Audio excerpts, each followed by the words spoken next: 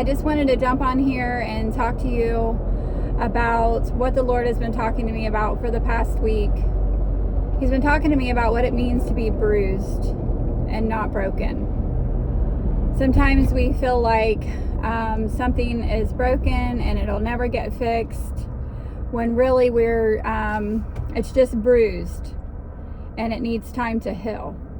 The same thing happens when something's broken. You need to go through that healing process, but a lot more takes place when something is broken than when something's bruised. For instance, you have to go to the doctor, usually first care or like the emergency room, and then they wrap you up and do whatever to just get you through until you can get to orthopedics, and then several visits there. Sometimes you have to have surgery and physical therapy, and it just goes on and on and on.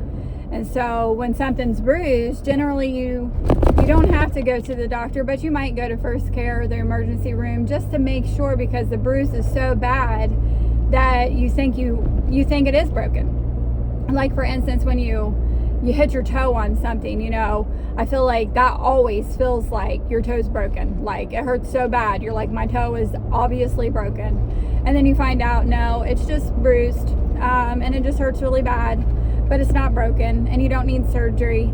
You just have to take the time to let it heal. And so the reason why I feel like God is talking to me about this is because so much stuff stems from something else. And so, especially when you get hurt. And so when you get hurt, you go through so many different stages of emotions, and you can feel really broken and actually feel like it's never ever going to get any better, that you're never going to get over this, that you're going to constantly walk with a limp, you're never going to be as strong as you once were. That's what it feels like when you break something. And especially if you are a sports player, like an athlete that breaks something, or you sprain something and you re-injure yourself, because of course you're going to go through that healing process, and then you're going to get right back out there and do what you love doing, and you take the risk of breaking it again, because it's never going to be as good as it was. It's never going to be what it started as. It's never going to be that natural thing again. And so I'm not talking about being broken today. I'm talking about when we mistake a bruise for being broken. And so what the Lord is telling me is that what happens when we have a bruise is, it starts out bad, okay? And it hurts, it's tender to touch. But what happens is, and we all know this because we've all had bruises, that bruise always gets worse before it gets better. But you're more than likely never going to know where that bruise existed after it heals.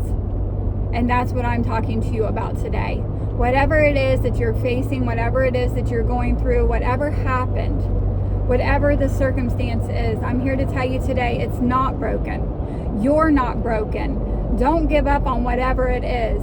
It's just a bruise. Yes, it's tender. Yes, it's painful to touch. But if you allow yourself to go through the healing process, that bruise is going to get worse before it gets better. But when it gets better, you're never even going to know where it existed before. It is not broken. It will go back to being better than it ever was before. And I also want to talk about the sincerity of having a relationship with Jesus and the importance of that. We cannot just rely on Bible study and college and church service and YouTube and worship music to develop. Yes, all of those things are wonderful, and they keep us encouraged, and they keep us strong in our faith, and connecting with other believers is something that we all need. It unites us together. It gives us that encouragement, that boost that we need to keep going, because every day is hard. And I tell people this, like, I can start the morning out spending time with God, doing worship that will just blow my mind. I feel so good and so energized, and life is so heavy some days that I'm at lunchtime and it doesn't even feel like I had that time with God. That is why our relationship has to be so sincere. It has to go beyond that time of worship. It has to go beyond what people see us doing when we gather together. It has to be an intimate conversation. He has to be your best friend. You have to know that no matter what is going on in your life, He will never leave you and He will never forsake you. And those times when you feel lonely and feel God is being quiet, you need to seek Him and search Him with all of your heart, because He has never left. He has never left, and He will never leave you. His word is true and it never changes.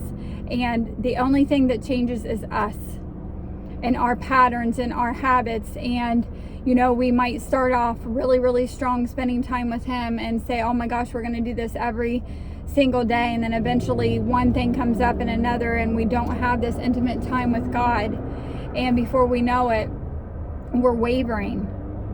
And things happen so quickly and so rapidly in life that we cannot afford to allow our faith to waver. We cannot afford to let our relationship with Jesus waver. That must be kept first in our lives. He has to come first, because He is the key to everything else in our lives. I could not imagine living one day on this earth without Him. I did it for a long time, but I don't ever want to do it again. I don't ever want to disappoint Him.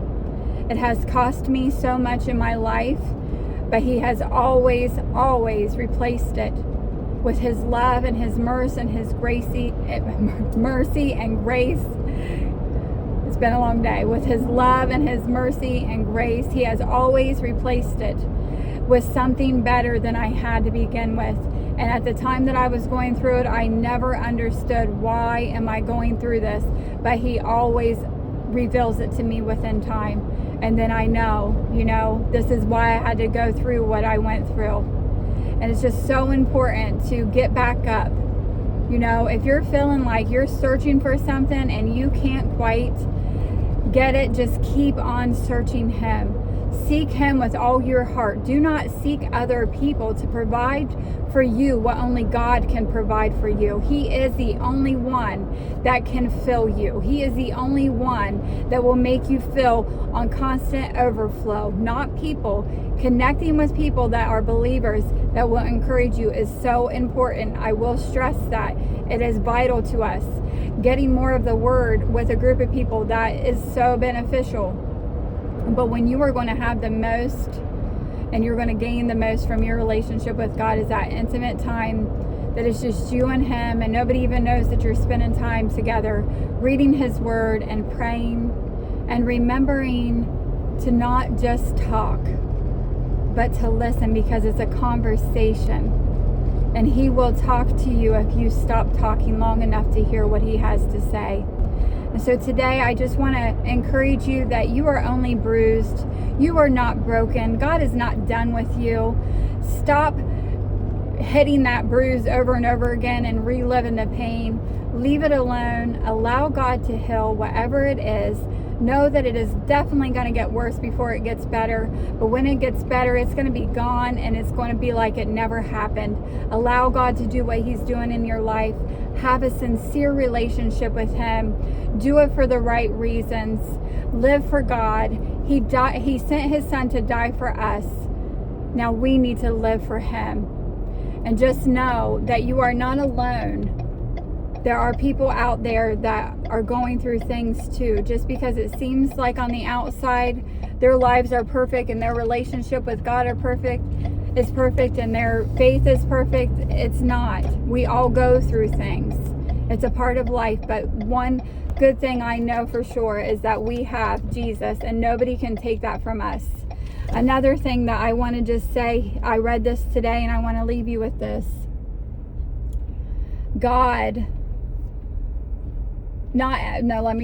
Unbelievers